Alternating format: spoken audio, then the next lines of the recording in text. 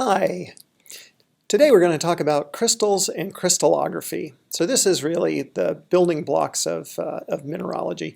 I like this particular image by Sowerby in 1804 because a lot of the concepts that we're going to be talking about today were being developed in the early 1800s. So a lot of these pictures that Sowerby was taking were within this context of the developing concepts of mineralogy. So we're going to talk about unit cells, symmetry operations. Those define the crystal systems, which we'll then talk about. And then we'll also talk about crystal systems in the context of axis orientations, XYZ axes, their orientations and lengths. And so at the end of this, I hope you would be able to visualize how a crystal is made up of unit cells, to recognize and to show symmetry in 2 dimensions and 3 dimensions, to become familiar with the crystal systems, both in terms of symmetry operations and axis orientations, and then to distinguish between rotations and mirrored images. So the first thing let's talk about is the unit cell. So Steno, the first recognized major mineralogist, he discovered the first law of crystallography, which is the constancy of interfacial angles. And so what that means is that this is a hexagon, and so the angle between faces is 120 degrees, but you can squash it in different directions, and you will maintain the same angle of 120 degrees on each, between each face. And so this is the concept that these materials are actually, there's a fundamental underlying structure to it that gives rise to similar angles between different faces. And then Hayuri is the guy who proposed the unit cell. And so, I mean, it's a little bit like a molecule in a way that, that a larger chunk of material is made up of littler pieces. And so here's one of the images that he put together where you take a bunch of cubes and you stack them all together, and you can get this kind of structure that has a cube in the middle, but it also has these stair-stepped faces that stick out. And then you can also stack this up into octahedra. And so here's an example of a natural fluorite octahedron. So, as I said, in the early 1800s, mathematicians were exploring the geometric and symmetric characteristics of minerals, and they classified them. They basically all boiled down to 6 or sometimes 7 crystal systems. And we're not going to deal with all of the complications in addition to crystal systems, but let's just focus on these 7 crystal systems. And those systems are still used today. So let's go back to the unit cell. The idea of a crystal is that it's made up of these unit cells. So here's that image from Hayuri. And then this is the kind of crystal that you would develop out of stacking all of these little unit cells.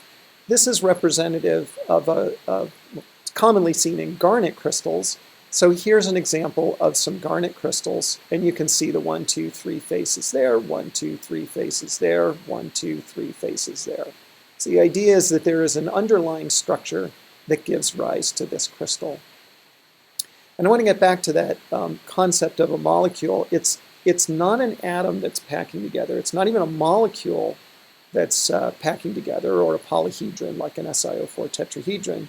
It's multiple atoms that form a regular block that can be repeated in space to create a crystal, just as Hayuri illustrated here. Okay, so we were talking about unit cells, and I wanted to show you how I think about unit cells. So you can imagine each of these cabinets as being like a unit cell. And so you can take a cabinet and move it over in this direction, or you can move it in this direction to the right and the left. You can move them down, you can move them up, you can move them out, and you can move them back. And from this, you can create a crystal, an actual mineral. Now, the unit cell itself can have other stuff inside it, right? So different atoms and the units of atoms. And just to give you an idea what that might look like, so here is a unit cell. It's been opened up, and so it might have atoms in it, right? Could be an individual atom. It could be another structure like a silica tetrahedron or something like that. And these would be arranged in some kind of regular fashion throughout the unit cell. Clearly, have to add a lot more of this to fill up the unit cell. But then this would also get repeated in space. All right, unit cell. Okay, so back to where we were. So the way I think about a mineral is it has two components to it. A lattice, which is basically a structure that has a bunch of boxes regularly arranged in it where you can put stuff. And then it has a chemical formula, which is essentially what chemicals you put in those little boxes that are in the structure. And so, for example, with the Legos here, you can see a white Lego and a green Lego and a blue Lego, a red Lego over here. Those all have the same structure, right? They all have the same shape and size. But they're different colors, so they have different chemistries. And so here you could imagine that I have a unit cell, this little red square over here, and you've got a larger block over here and a still larger block over here. These might all have the same chemistries, but they have different structures. And so they would, again, be considered different, the building blocks of different minerals. If you want to think about other sorts of materials that are not minerals, this assemblage of materials is a little bit like a magma. In other words, it's got these little building blocks within it, but they're not regularly arranged. Okay, so quick check here. Which of the following would be most like a unit cell? Oh, and let me get some music going just to keep us entertained.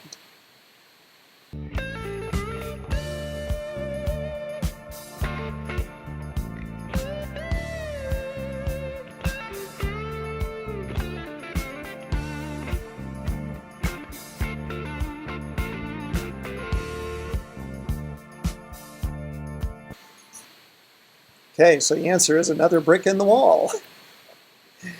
It's an allusion to a Pink Floyd album. But the notion here is that, each of these blocks in here would be regularly arranged, and you could add them together to make a bigger structure.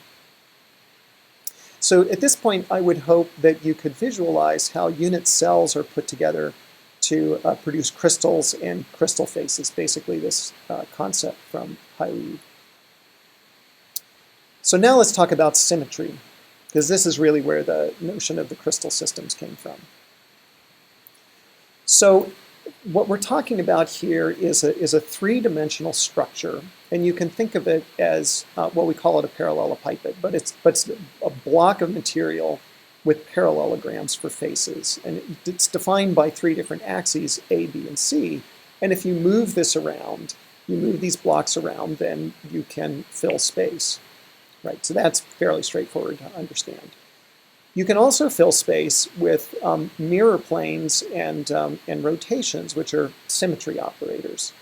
And so if you look at this particular image, this image is the same size as the original Pink Floyd album cover, but it was created with reflections, which are mirrors, so kind of right, left-hand reflections.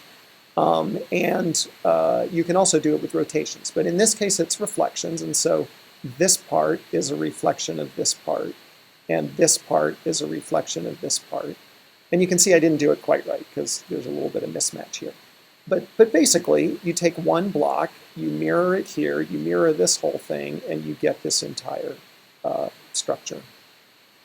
So there are also rotations, and you can have 1, 2, 3, 4, or 6-fold rotations. And the number here just tells you what type of rotation. And so this is called rotation, 6-fold rotational symmetry. And the way I think about it is if I wanted to move this all the way around to back to where it was again, how many times could I subdivide this image and reproduce its the way it looks. And so when I look at this, I can rotate it this far. I can rotate it this far again, again, again, and again. So it's 6 times. So there's a symmetry here that is the total one whole rotation, 360 degrees, divided up into 6 bits. And so if I take this triangle and I rotate it 1/6 of a full rotation, then I get this triangle, another 6th, another 6th, another 6th, and so on. Same thing over here. If you take this field and rotate it 1/6 of the way, then you get this field as well. Okay, and it doesn't matter if you do the rotation through the corners or through the faces, you satisfy the same rotational symmetry. And so you can have 4-fold rotational symmetry. You rotate this 90 degrees, you get it back again, and so on. 3-fold rotational symmetry. Again, you can go through the corners, you can go through the sides. 2-fold rotational symmetry. So you rotate this 180 degrees. That's the little symbol that we use for 2-fold. Same thing here. This cutoff corner rotated 180 degrees becomes that cutoff corner. And then everything has 1-fold rotational symmetry. It's just a blob. It doesn't, you have to rotate everything 100 or 360 degrees to get it, to get that same image back. Okay, so the crystal systems are defined by the maximum symmetry. So for example, if you have 6-fold rotational symmetry, well, you also have 2-fold rotational symmetry. And so we don't call it 2 plus 3 plus 6-fold rotational symmetry. We just say 6-fold with the understanding that 2-fold and 3-fold are part of that as well. And so here's our different images: 1-fold rotational symmetry, 2-fold, 3-fold, 4-fold, and 6-fold. And so you can build up a crystal with rotational symmetry as well. So if I take this crystal and I move it over here, start with this, and I rotate it around here, this upward facing dark arrow rotates around and becomes this downward facing dark arrow. So I've now created 2 blocks that are related to each other rotationally. And then if I rotate about this point, then I will get this structure where these arrows, this is the original rotation that I did. If I take this arrow and rotate it around this point, 180 degrees, then I get this arrow. And so you can see we're starting to build up a unit cell. It's not just I'm moving these along and moving this one along. I'm actually rotating them to create the structure. And so which rotational symmetry would not apply to our brick wall here?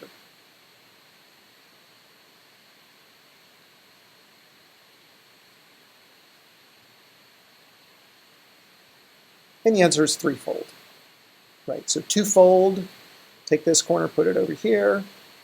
4-fold, you have 4 different blocks. 1-fold, everything has 1-fold. So it's 3-fold that doesn't fit here. So when we start looking at the different sorts of unit cells, we can begin to see different symmetry operators, planes of mirrors, and axes of rotation. And so if we look at a cube, so here's a cube, it has a 4-fold rotation axis through each face. So this is a plane that's in the middle. Here's our axis, rotates down here, and if you rotate this 90 degrees, then you'll get the same view back again. There's a mirror plane here, so this part of this face over here is the mirror image of this face down here. This face is the mirror image of this face, and so on.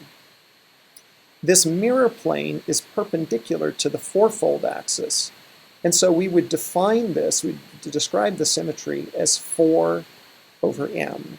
And what this means is that it's a 4-fold rotation axis that is perpendicular to a mirror plane.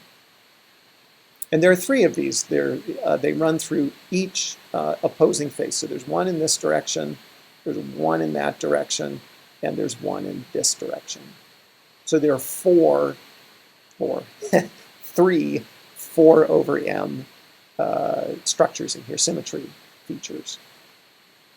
Now, if we look at the tetragonal system, it also has a 4-fold rotational axis, but there's only one of them. It's along the tetragonal system. This axis can be either longer than the other axes, or it can be shorter, it can be squashed. In either way, the 4-fold axis runs perpendicular to that, to the face, and there's a mirror plane that is perpendicular to that. So it again has 4 over m. So here I would hope that you would see this fundamental concept that rotations and mirrors can combine to form ideal crystals. Okay, now let's start talking about the crystal systems. So the cubic crystal system, it's quite ironic. The way it's described is it has a 3-fold rotation axis. And the way that works is that if you look at the 3 faces of a cube, and you look at the corners, and you take a line from this corner back to the opposite corner, there's a 3-fold rotation axis there. So there's one that goes from this corner to the back corner, there's one that goes from this corner to this corner, and there's one that goes from this corner down to this corner. So here's our 3-fold rotation axis for the front corner, here's our 3-fold rotation axis for the back corner, and then there's another one that's over here. And another one that's here. So we have 4 of these. 1, 2, 3, 4. So the tetragonal system can have mirror planes in it as well. And so these would be,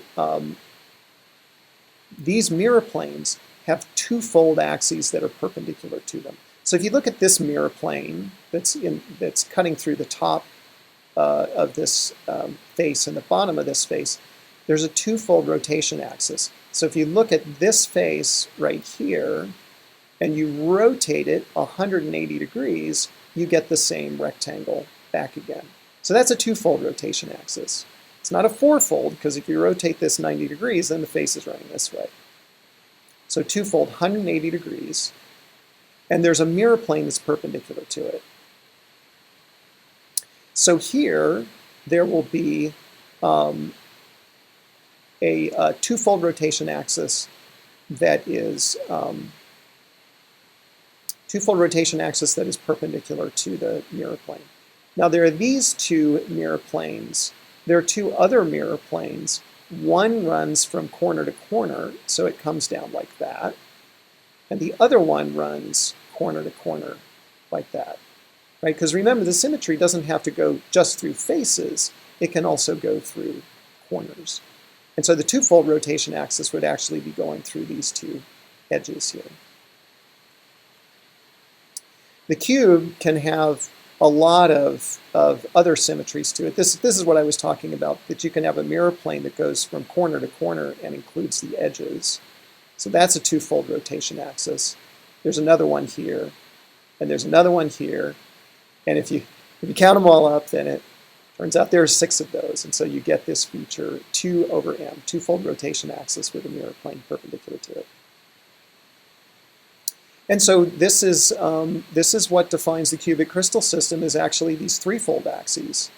There may be other symmetry forms, but that's not actually how the cubic crystal system is defined, because there are crystals that do have these 3-fold axes and do not have mirror planes and 2-fold rotation axes. It seems kind of odd, but that turns out to be just turns out to be the case. So here is a garnet crystal. These garnets are in the cubic crystal system, and here what you're looking at is a 3-fold rotation axis. This one right here is a 4-fold rotation axis, so that can exist in crystals and minerals too. But like I said, it's the 3-fold rotation axis that is not a crystallographic axis, penetrates at an angle through the crystal, That's what defines the cubic crystal system. The hexagonal crystal system, this is where some people split out a separate crystal system. The hexagonal crystal system has a six-fold rotation axis that is parallel to a crystallographic axis. The trigonal system is a three-fold axis that's parallel to a crystallographic axis. And so here there's a threefold axis. This is not a perfect hexagon, and this is a perfect hexagon. So if there's a mirror plane that runs through here perpendicular to the six-fold axis, the notation would be 6 over m. Looks like 6 divided by m. Here's our tetragonal system. It's defined as one four-fold axis that's parallel to a crystallographic axis, and it has no threefold axis. The orthorhombic system is defined as having either a mirror plane, like this one, or a twofold axis. There's a twofold axis that runs through here, or both for each crystallographic axis. Okay, so let's look at this twofold rotation axis. If you take this beveled edge and you rotate it 180 degrees, it becomes this beveled edge.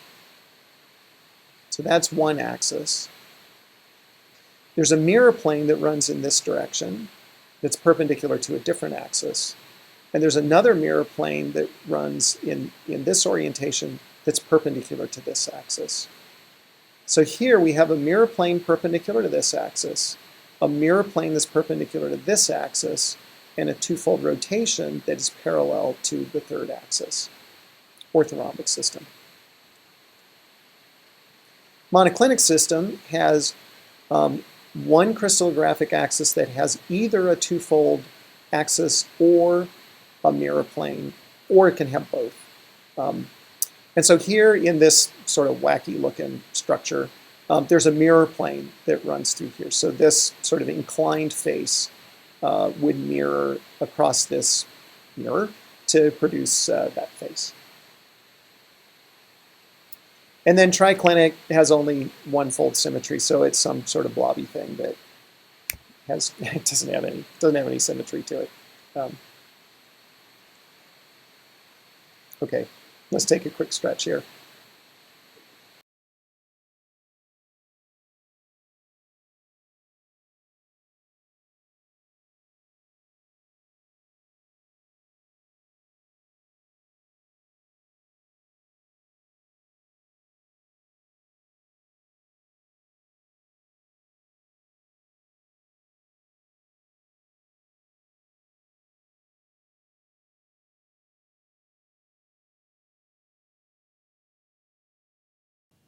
Okay, so we talked about the symmetry elements of objects. That's not actually how I remember the crystal classes. The way I remember the crystal classes is based on the lengths and orientations of the crystallographic axes. Okay, so if we go, let's see, where's a cube? Here's a cube. So if you look at a cube, all of the axes are the same length. Okay, so we've got 1, 2, and here's a third one, x, y, z.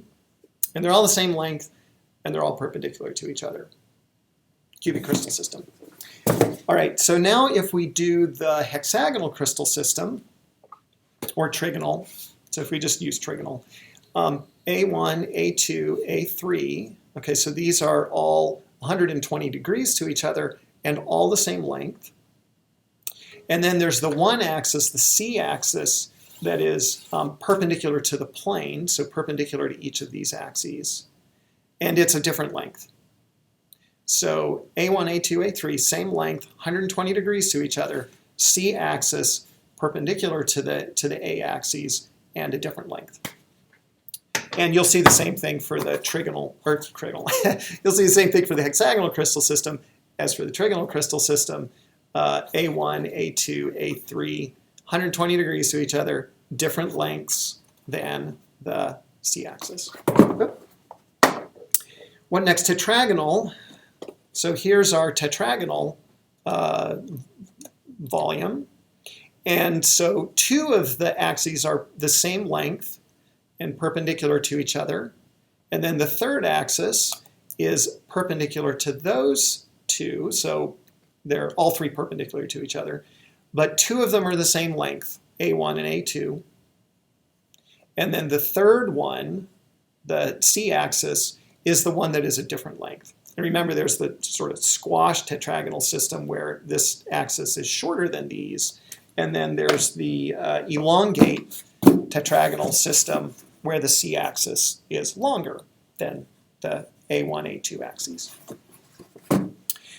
Orthorhombic crystal system, here's our box.